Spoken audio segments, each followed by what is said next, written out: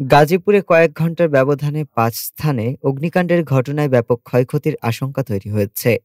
১ December ভোর ৫টা থেকে সকাল ১০টার মধ্যে শ্রীপুর, পুবাইল, গাজীপুর সদর চৌরাস্তা, কোনাবাড়ী, আমবাগান ও কালিয়াকৈর পৌরসভার দিঘিরপাড় এলাকায় এসব আগুনের ঘটনা ঘটে।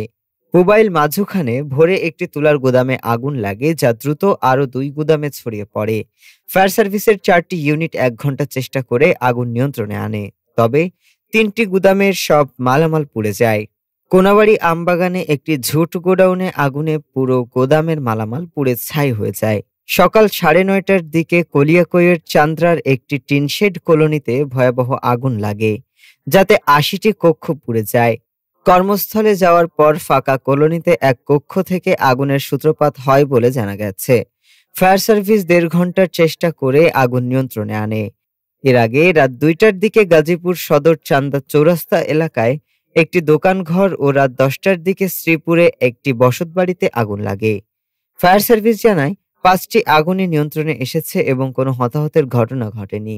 ক্ষয়ক্ষতির পরিমাণ কয়েক কোটি টাকা ছাড়াতে পারে বলে ধারণা করা হচ্ছে। ডেস্ক রিপোর্ট, আজ বার্তা।